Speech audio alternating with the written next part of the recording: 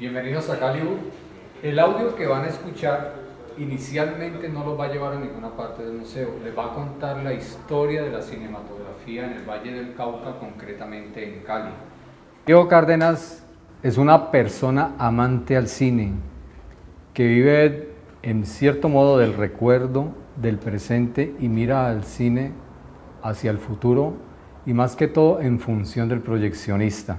Mi primer proyector fue en el Teatro Cervantes que accioné, inclusive era una lámpara de arco marca Brenker, que las tiene aquí el Museo Hollywood.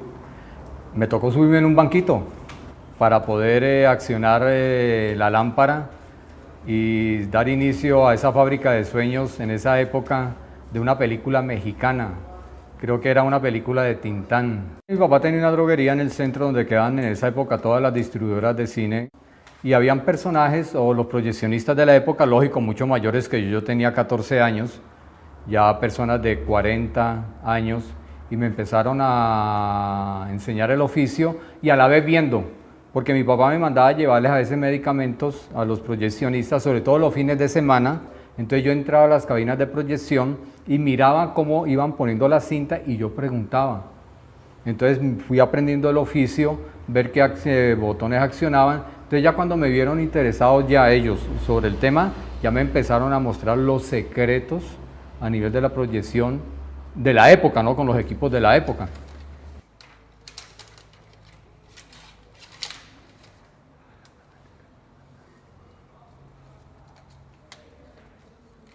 Era una labor de película. Trabajábamos a 38, 40 grados de temperatura, trabajábamos sin camisa, teníamos pues solamente el sanitario, el servicio ahí, una mesita para rebobinar, una banca para sentarse de vez en cuando y a veces nos ponían un ventilador de esos de la época que hacía a veces más ruido que los mismos proyectores. Es más, yo ahora es que vengo a engordar porque eso era un sauna completo y siempre era completamente delgado, pues cero colesterol, eso sí, cero triglicéridos en esa época y trabajábamos de pie. Era como los chicos o los personajes raros del momento. En esa época no le decíamos proyeccionista, no nos decían proyeccionista, nos decían operadores, operadores de cine. Entonces éramos como el círculo y se hablaba, uy, mira que en tal teatro pasó tal cosa, falló el proyeccionista o falló el operador, que se robaron, y era un escándalo tremendo todas las novedades que pasaban. Y como en los buenos correos de voz, el chisme pasaba rapidísimo entre los operadores de todo lo que había pasado. Éramos una logia. Tiene motor y manivela y tiene todavía la bombilla original funcionando. Bueno, en sí la función del operador antes, durante y después de la proyección. Primero llegar a revisar en qué estado está el equipo para iniciar la proyección, que no vaya a haber ningún contratiempo durante el transcurso de la misma. Limpiar los espejos, colocar los electrodos nuevos para la iluminación, mirar en qué estado están los erizos de arrastre, limpiar los lentes si tienen alguna suciedad, revisar la caja de sonido del equipo de proyección. Esta es la caja de sonido, cómo está la excitadora, el lente, la fotocelda, que la película se monte correctamente, etcétera, y todas las partes móviles estén en perfecto funcionamiento. Después se pasa a revisar el audio, cómo está el amplificador, etcétera.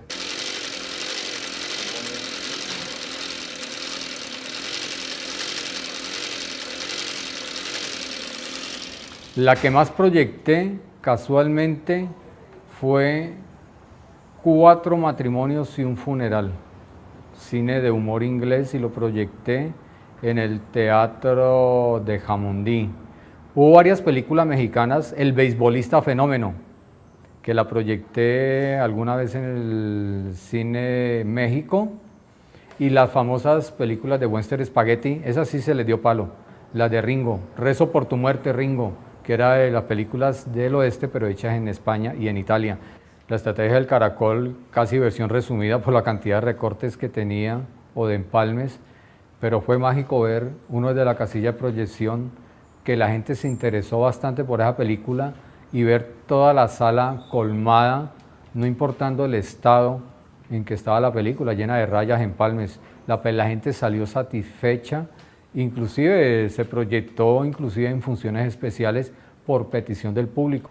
Bueno, mis directores favoritos desde que empecé a proyectar cine, indudablemente fueron los directores mexicanos, que fue el primer teatro donde proyecté, digamos, Tito Davidson, René Cardona Jr., fue avanzando y ya, digamos, David Lean, otro director, Stanley Kubrick, que fue el director por excelencia a nivel de mostrar nuevo cine o nuevas formas de ver cine como 2001, Odisea del Espacio, ciencia ficción con mensaje, El Resplandor, cine de terror, y Mel Brooks, que es un director que se ha especializado en hacer parodias, pero homenajeando el cine.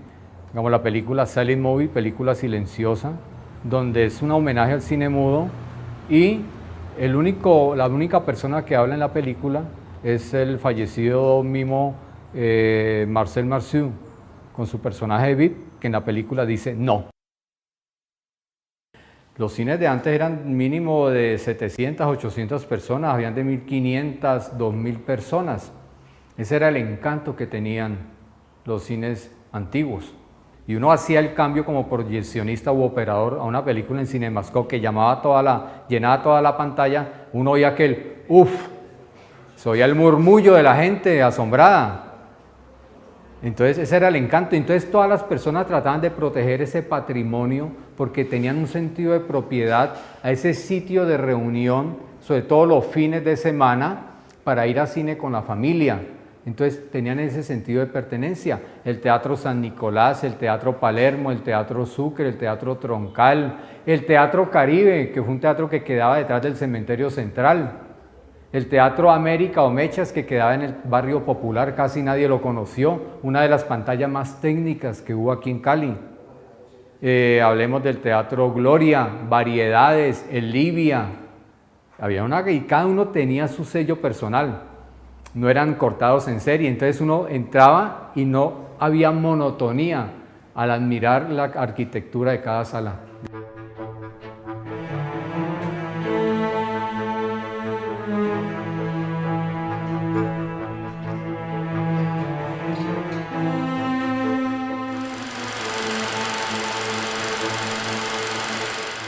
Bueno, la mayor satisfacción es, pues primero haber disfrutado del cine y estar involucrado como proyeccionista, como el último eslabón de la cadena a nivel de producción que somos los proyeccionistas, que en esa época, pues en cierto modo, sin demeritar, hacíamos como el trabajo sucio.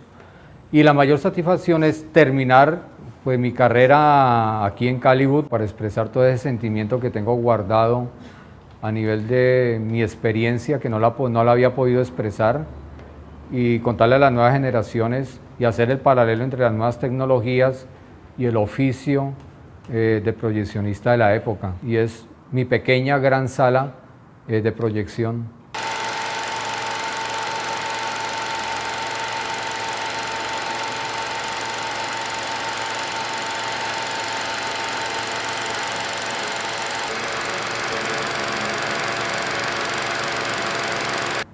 El cine es mágico, ¿no? En realidad, y a cada persona, de acuerdo a su forma de ver, lo lleva a un viaje a otras dimensiones durante esa hora y media, 2 horas, 3 horas.